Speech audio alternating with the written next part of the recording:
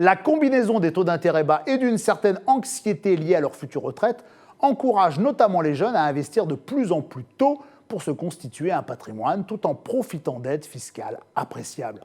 En termes de rendement, l'immobilier reste très alléchant, notamment dans les grandes villes de province. Selon la FNAIM, même dans les villes où les prix montent en flèche, les rendements locatifs demeurent attractifs. Par exemple, à Marseille, les loyers procurent un rendement locatif brut moyen de 6,7%, alors qu'à Paris, en dépit des prix records à l'acquisition, le rendement atteint 3,7%. Résultat, la part des ventes pour investissement locatif a atteint des niveaux jamais vus auparavant. Ces transactions ont constitué plus de 27% des achats l'an dernier, en forte hausse de 25% pour la seconde année consécutive. Et contrairement aux idées reçues, ils ne sont pas le fait des classes les plus aisées. Les employés ouvriers représentent la catégorie socio-professionnelle la plus importante parmi les investisseurs, à l'origine de plus de 39% des investissements locatifs. Le montant moyen d'une vente de ce type de bien est nettement inférieur au montant moyen d'une acquisition, autour de 134 000 € contre 218 000 €, tout type de transaction confondu.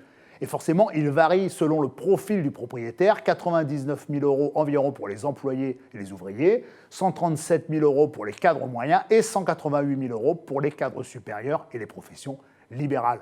Si les jeunes, notamment les plus modestes, investissent autant dans la pierre, c'est aussi parce qu'elle bénéficie d'aides fiscales appréciables. C'est le cas du dispositif Pinel qui permet aux investisseurs de bénéficier d'une réduction fiscale pouvant atteindre 21% du prix de logement, plafonné certes à 300 000 €.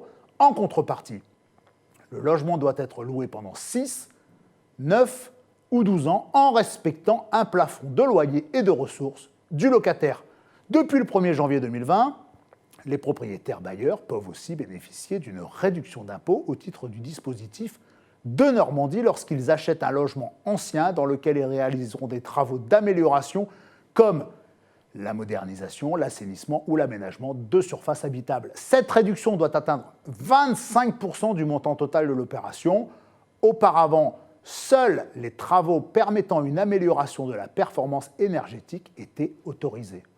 Le dispositif COS, qui devait s'achever au 31 décembre 2019, a été prorogé jusqu'au 31 décembre 2022.